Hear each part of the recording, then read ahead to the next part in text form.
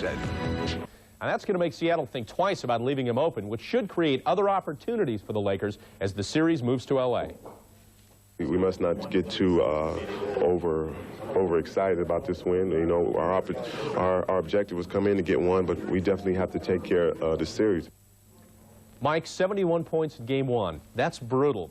So was their outside shooting, 4 of 28 from three-point range. But they really turned things around in Game 2. How did it change their offense? Well, it certainly did. Cedric Ceballos, I think, was embarrassed from his performance in Game 1, but he came back with a vengeance. His outside, his one-on-one play forced him to play Vlade Divac now one-on-one. And Vlade is a good player on the low post. He's a very good passer from that position, but also he has good low post moves. Doesn't have the finesse of a Kareem, but he knows how to make it happen inside, and he was a big key down the stretch. Yeah, and Game 3 coming up Monday night in Inglewood should be good. Sit tight. We've got a lot more to come on This Week in the NBA. Because we're going to break down the East, where Cleveland was able to break through against the Knicks at the Garden. And suddenly, this series looks a lot tougher to New York. Also, Michael stung the Hornets in their opener, but Scottie was seemingly nowhere to be found. We'll see how that might affect the Bulls when the show continues.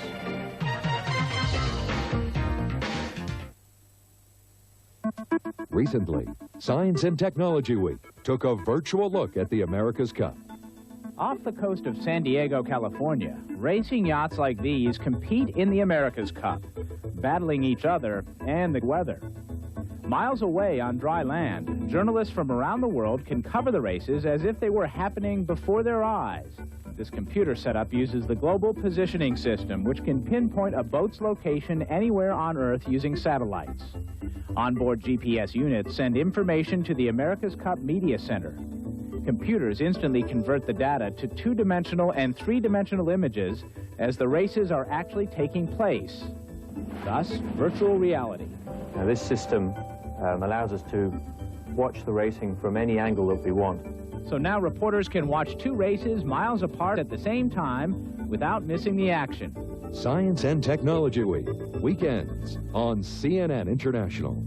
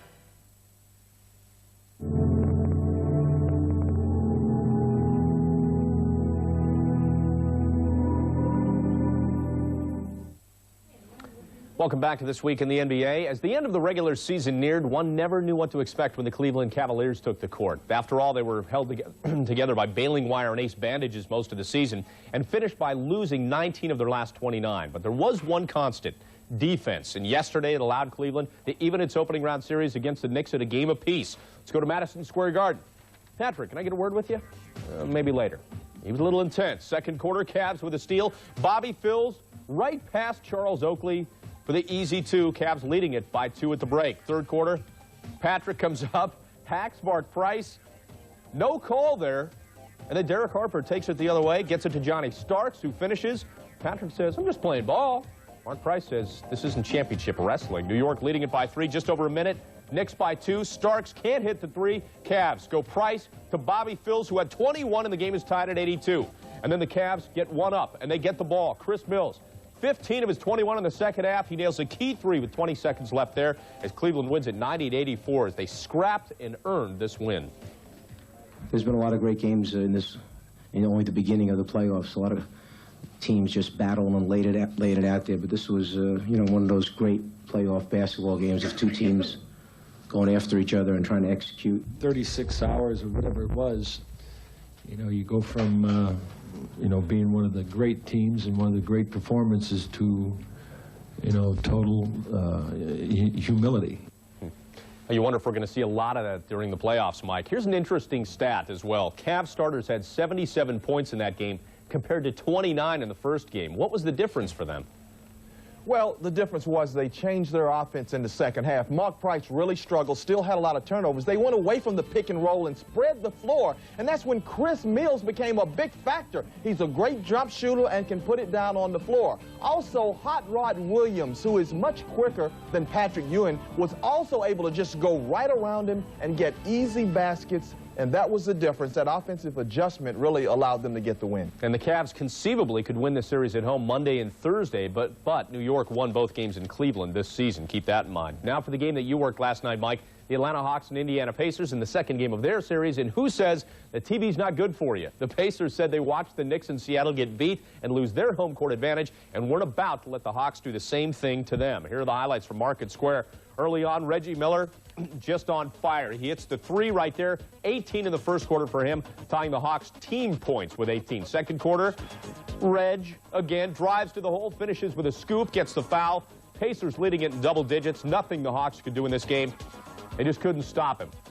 He had 29 by the half as the Pacers went on to win it 105-97. So, Mike, Atlanta's on the verge of being eliminated by the Pacers for a second straight year. Is there any hope here, the way Indiana's playing? Well, they have a little hope, but two things really in their way, Reggie Miller and Rick Smits. Reggie started from the outside, but Rick Smits really took over. He was playing inspired and making quick moves in the middle. No hesitation, no waiting for double teams. The quick jump hook and the reverse jumper on the baseline were really difficult for Atlanta to defend. And as you mentioned last week, you factored Derek McKee into the mix, and that's a tough road to hoe for the Hawks. As for the Hornets and Bulls, who resume their series later today, too much Michael is not a new storyline, but too little Scotty does provide a rather intriguing subplot for the Bulls, who watched Michael Jordan tear it up against the Hornets in Game 1. He cut loose for 48 points in Chicago's 108-100 overtime victory. In the meantime, Pippen was virtually invisible, playing just 27 minutes after early foul trouble. He had only 8 points. Scotty said keeping an eye on Larry Johnson had something to do with that. And Jordan's performance had everything to do with the Bulls taking the opening game. 10 of his 48 coming in overtime. That was 10 of Chicago's 16 in that extra period. 56% shooting from the field and perfect from the line. What does he have in store for Game 2? The Hornets can only wonder. Whole playoff situation. I mean, it's just a fun situation. You know, it's an opportunity to prove yourself, an opportunity for good competition, and going into overtime, it's the stamina. Who wants it the most? There's more pressure on all of us, on us as a team, because his addition means that we, sort of gives us a stigma and gives us expectations that we didn't have before. So certainly pressure there. You know, the thing that stands out, Mike, if Scotty was such a non-factor in Game 1 and Chicago won that, how scary can they be when he's on? Yeah, even more scary. You know, he got in early foul trouble, only played 27 minutes, but look for possibly 40 minutes in the next game from Scotty. You know, early on, the Hornets, Mike, seemed to have a good game plan. The inside game was working. They seemed to abandon it late. What happened with them? Well, Alonzo Mourning hit a couple of shots from deep early, and I think he got a lot of confidence in it. He's not a bad shooter, but the only problem when he's shooting from out here, who's going to rebound? Bulls get easy rebounding inside, so Alonzo has to stay inside a little more often. Or send Muggsy Bogues inside. You know, he can grab a few boards. Coming up next on the show, more of the Western Wars as the Spurs try to steamroll Denver's hopes for a first-round playoff upset. We know how important David Robinson is to that, but the other men in the Admirals' command wield potent weapons of their own. We'll talk about what's ahead in this series and more right after this.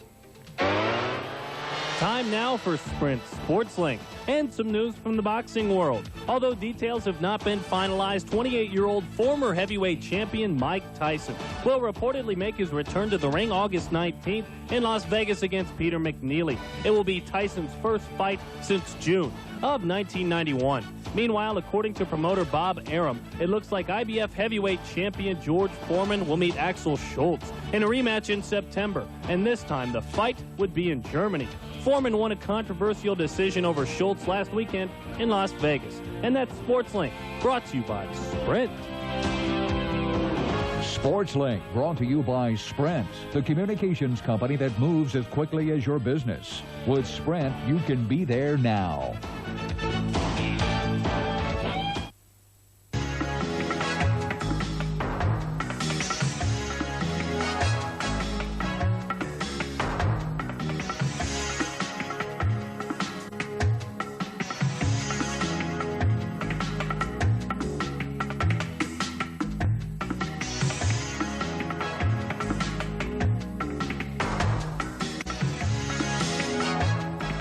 Stay tuned to CNN International for complete weather updates.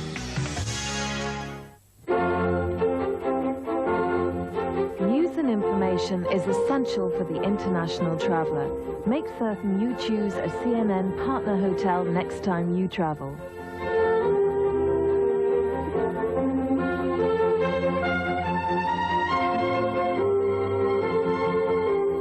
For more information about these and other CNN partner hotels, turn to page 300 on CNN Text where available.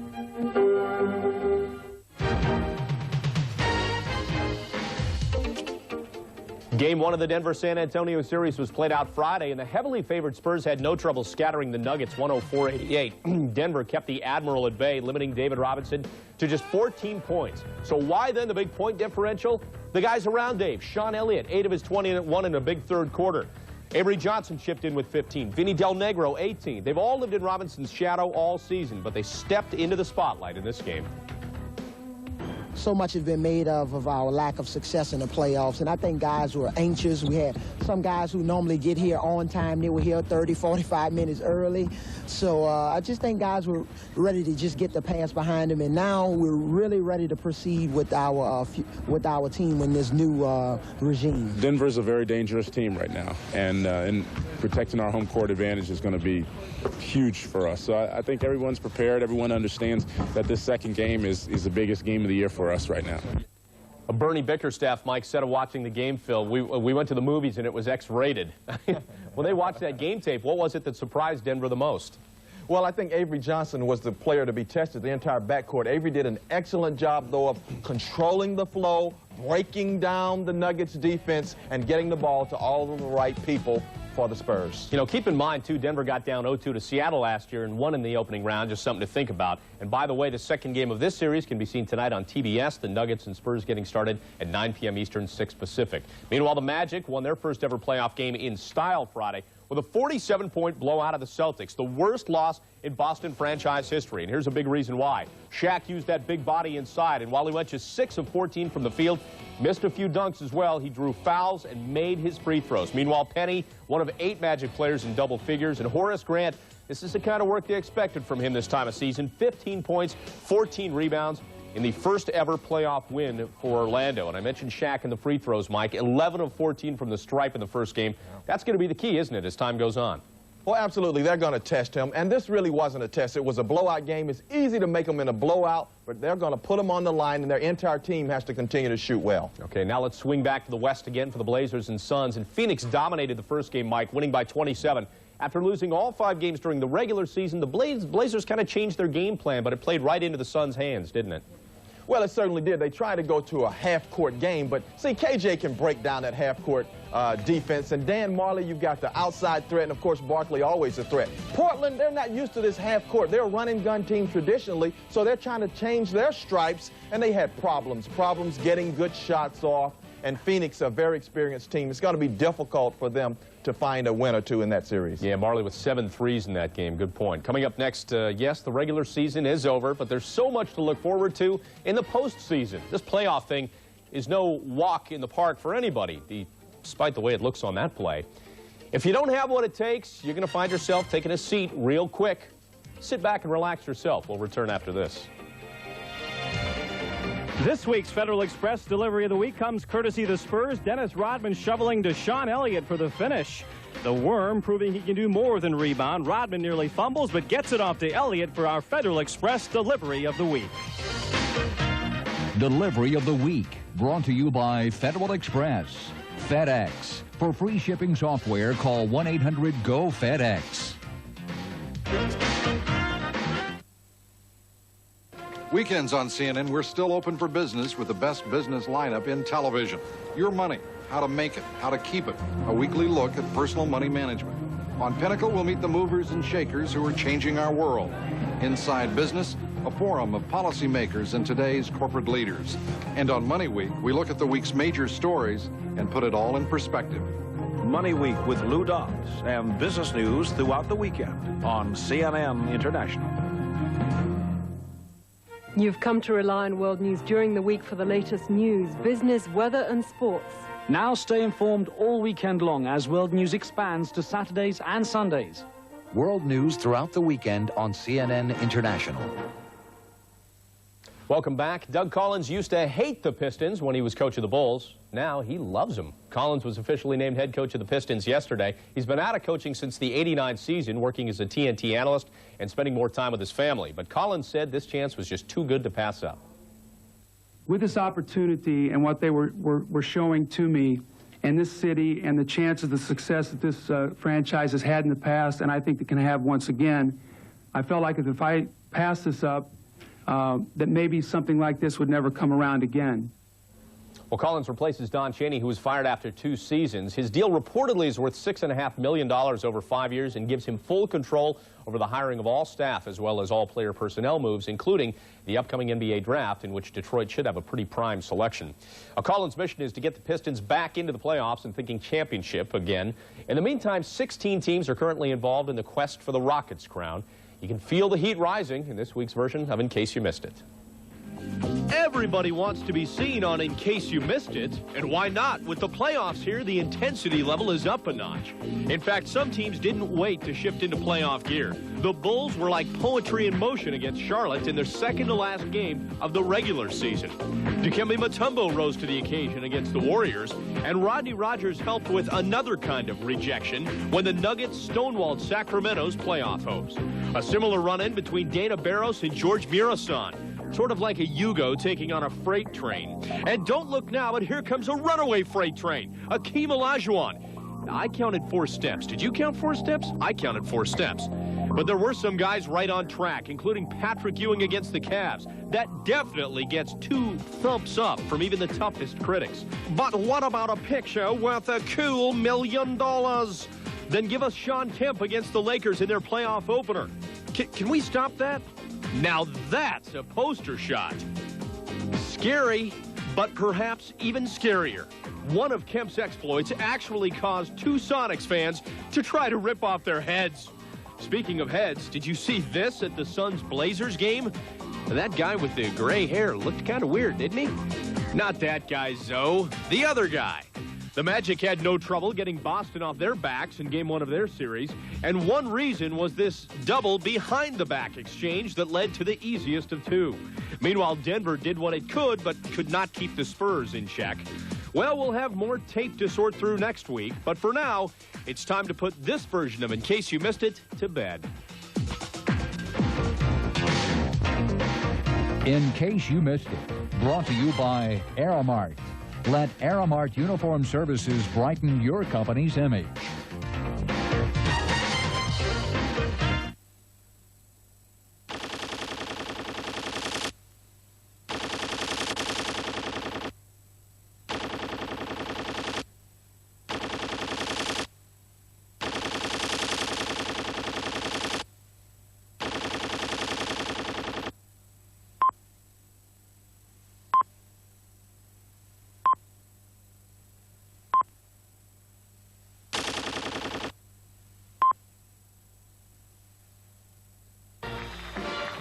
Recently, Showbiz This Weekend went backstage to visit with comedian Jerry Lewis. You want anything at all? When Jerry Lewis and then-partner crooner Dean Martin burst on the scene in the late 1940s, they became one of the most famous comedy teams in history. By the 70s, Lewis, well established as a legend and, as some joke about, a genius in France, became best known as a champion in the fight to find a cure for muscular dystrophy. But he never played Broadway. That's where his father said he needed to be. He says, I'm telling you, you haven't got it yet, kid. Well, now he has. His dad must have been right. Jerry says being here is the best.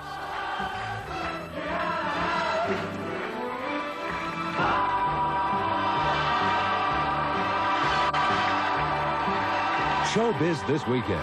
Weekends on CNN International. Fasten your seatbelts and hang on. It's NBA playoff action. He hits it! One of the great upsets in NBA playoff history. In your face, Kevin Johnson. Watch exciting NBA action on these stations in your local area.